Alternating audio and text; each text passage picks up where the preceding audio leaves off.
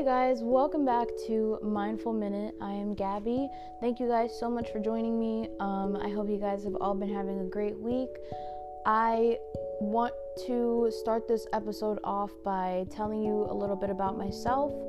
I'm 21 years old. I'm currently in college. I'm a senior and I am studying communications and digital media. I have a love for all things relating to performing arts, music, acting. I have a YouTube channel where I talk about these topics also, but this podcast is definitely a more in-depth way for me to go into the nitty-gritty things with it. Let's see, what else about me? I love watching Netflix. I would say that's one thing. I've started to get into reading books more. I was never really like a bookworm. My best friends are more of the bookworm in our friendship, but they've got some good book recommendations. So I've definitely been reading more, at least this year. So,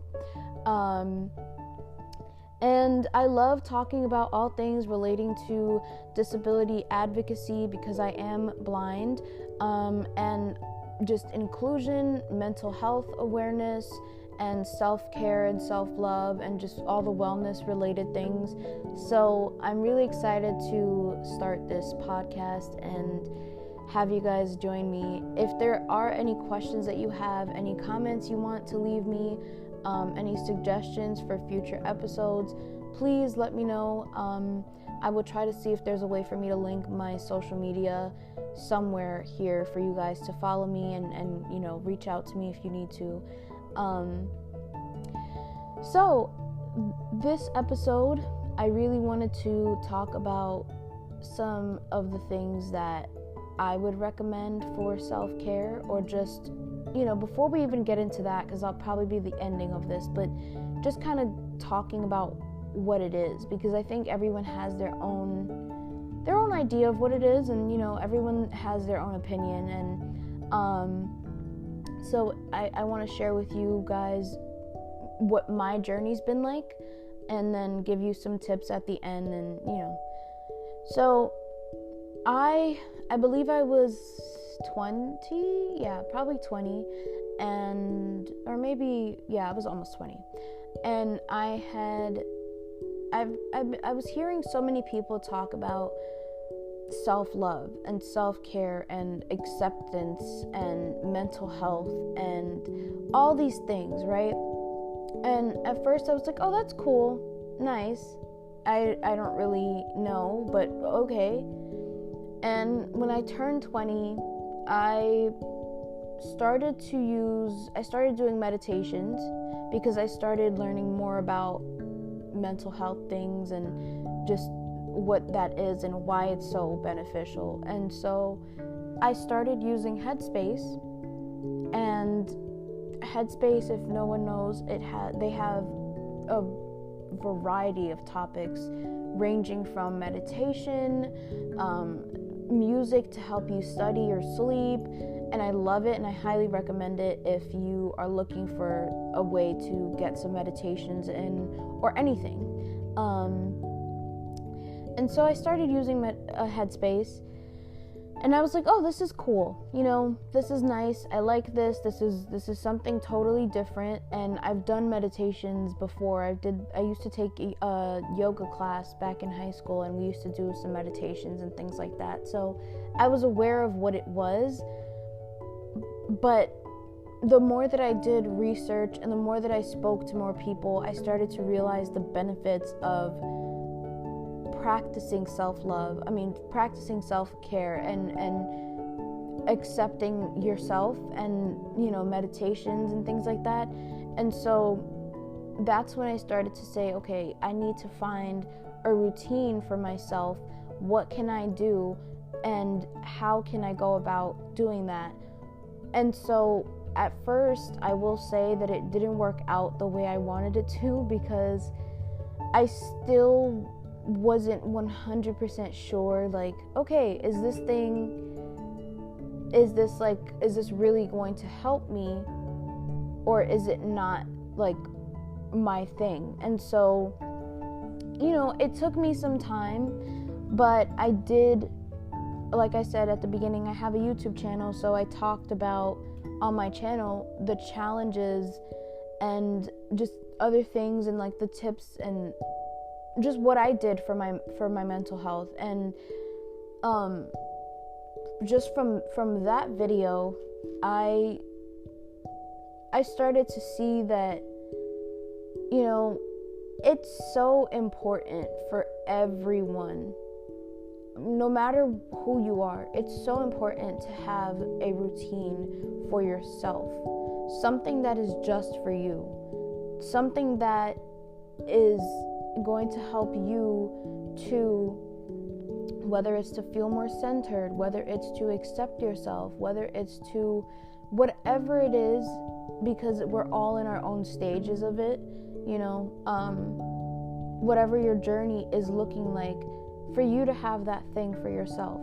And so I kept doing my research and I kept doing the meditations. It wasn't as, you know, consistent as it was towards the beginning, but I would do a morning meditation and I would do a nighttime meditation, and I would start reading affirmations and like looking at positive quotes and just things like that. But I still felt like there wasn't anything changing for me, because one thing I will say is I beat myself up over everything that I do. I doubt myself a lot, and I look for all of the imperfections in everything that I've done, and it's not healthy.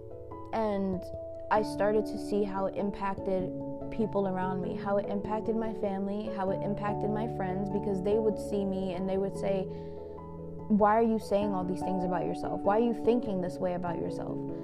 And I was like, well, I don't know like what's leading me to think this way. I had so many negative thoughts going through my mind so often, and I was just like, what the hell, what is going on? And you know, it was like the strangest things ever, because I had already accepted my blindness and accepted who I was, not fully, but I was starting to get to a point where I was proud of who I was becoming. And whenever something came along, like if I really, really liked a boy, let's say, and I was like trying to whatever, like if I was trying to talk to them or if I was trying to make friends, I would immediately turn back to my disability and be like, you know what, that person doesn't want to date you because you're blind, or that person doesn't want to be your friend because they see you have a disability, so they could really care less about wanting to talk to you. And I was like, and my friends were like, what the heck? And I was just like, I don't know, like, why am I looking at myself this way, right? It was so just not me. Like, it was not something that I would do. And as they say, you would never talk to your best friend the way you talk to yourself.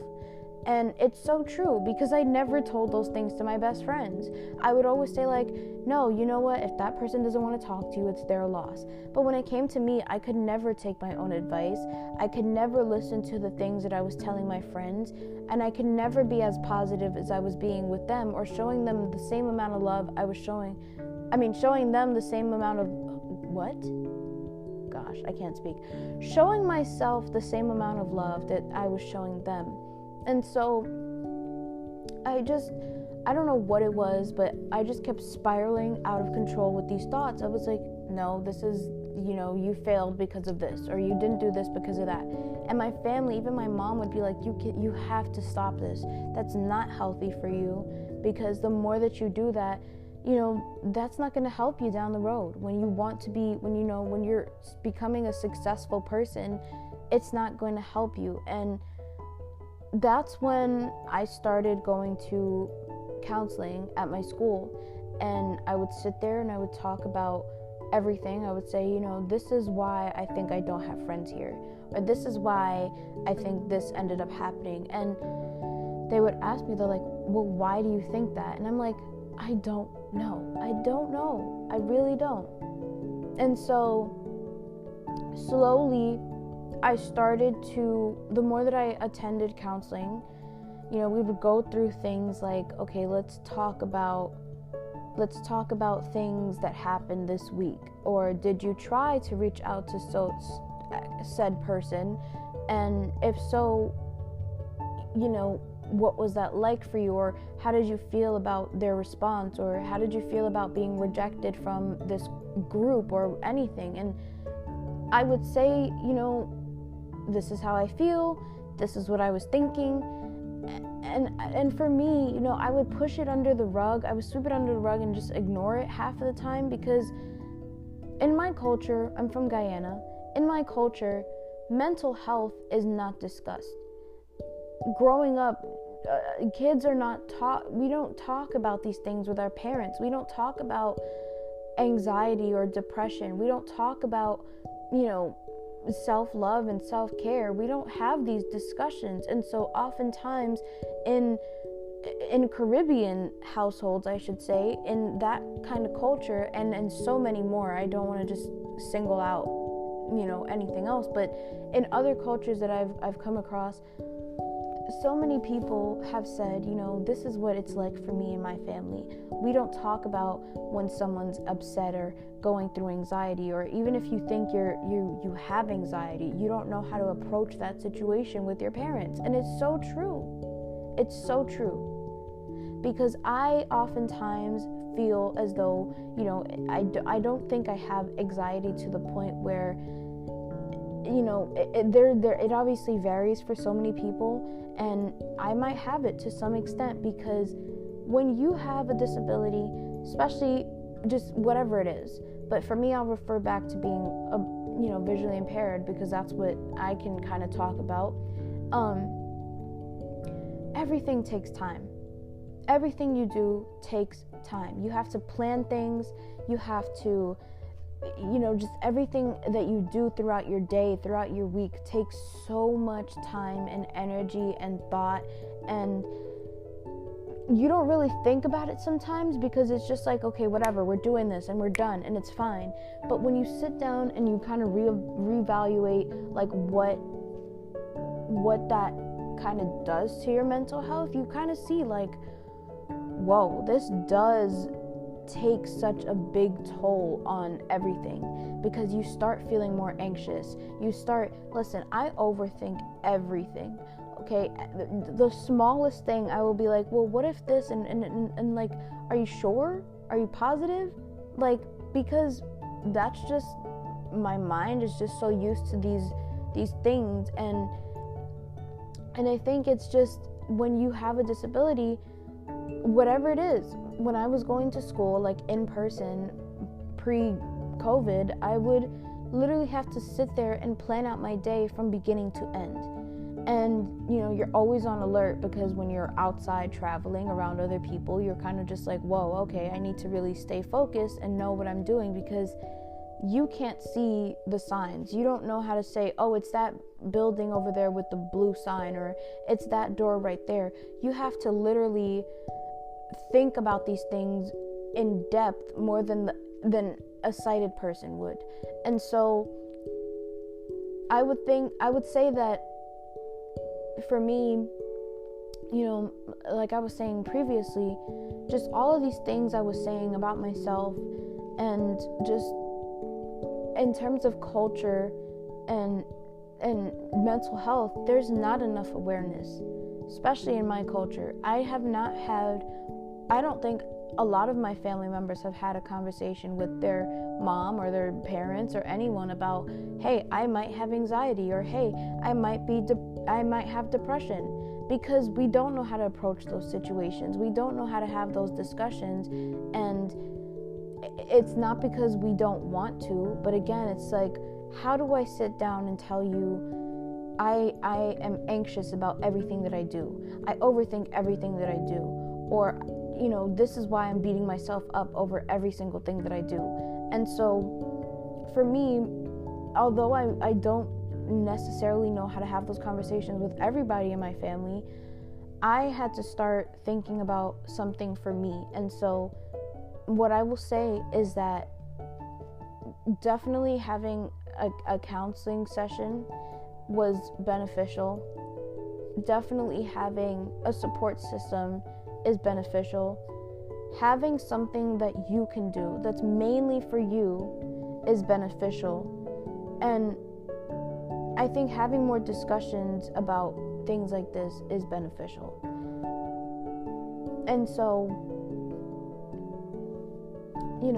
there's just all these things, and I think that it's so necessary for all of us, no matter where you are in your journey, to sit down and think about, okay, what can I do in this moment that is for me? Or not even just in this moment, but what can I do that's a routine that's mainly for me to work on, for me to help to work on myself and think about what I'm saying to myself, think about these thoughts that I'm having. And so this year, I've made it my goal to really focus on that.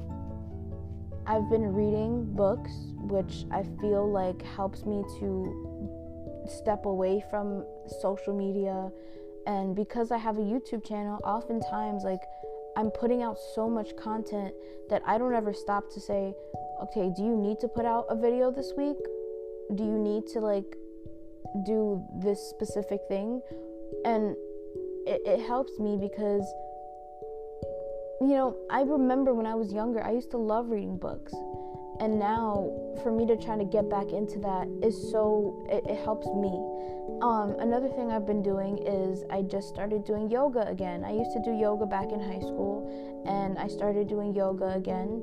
I'm trying to do more meditations. I've been reading more affirmations and just things that I've been doing throughout the day for myself, because I know when school gets back into gear in a few weeks, I know things are going to be hectic again. And I have to figure out something that is going to work for me throughout the week, whether it's something I do daily or whether it's something I do once a week. Like Friday, I say, you did a lot this week. Why don't you order yourself pizza and watch one of your favorite movies? Or why don't you buy yourself that thing that you've been wanting for so long because you deserved it? And so I think that for right now, no matter where you are in your journey, whether you're first starting out with this, and I think this is the thing. Nobody is perfect at this. Nobody is a pro at knowing how to practice self-care and love yourself, and none of that.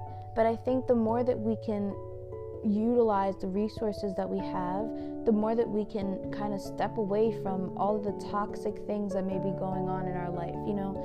I was talking to my best friend yesterday about technically everything I'm most of the things I've been saying here, and she was saying, it's like I want to step away from my phone. I just want to throw it away somewhere and not think about it for a day, and just do something that isn't related to social media, or do something that isn't related to anyone else.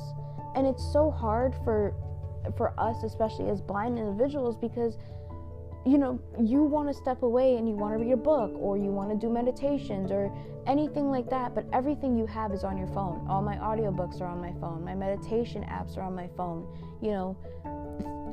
All of those things are there.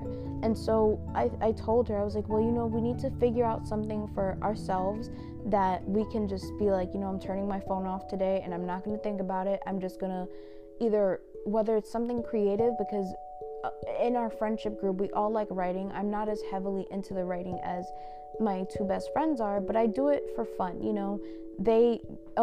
Both of them do it because one of them wants to be an author and things like that. And so for me, it's finding whatever it is for you, whether it's a creative outlet to get your thoughts and feelings out when you really maybe can't turn to someone right away.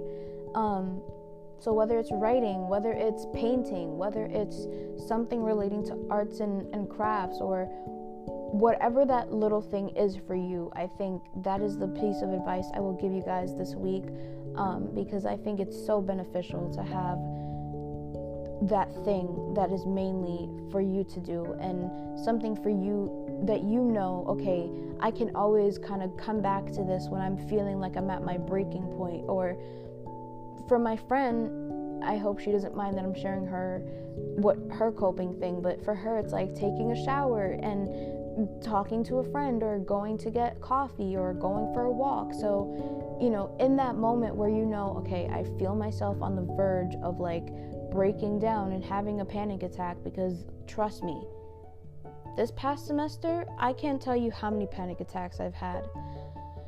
So figuring that out for yourself and really making it your routine to say, okay, every week I'll do this thing, or throughout the day I'll do this little thing to really help myself to get through the day. Or, like I said, it could be a daily thing for you, or it could be a weekly thing that you do for yourself. So that is what I will leave you guys with for this week's episode. I will see you very soon. If you guys have comments and questions, please remember to reach out to me and let me know. And thank you guys so much for listening to Mindful Minute. I'll see you next time.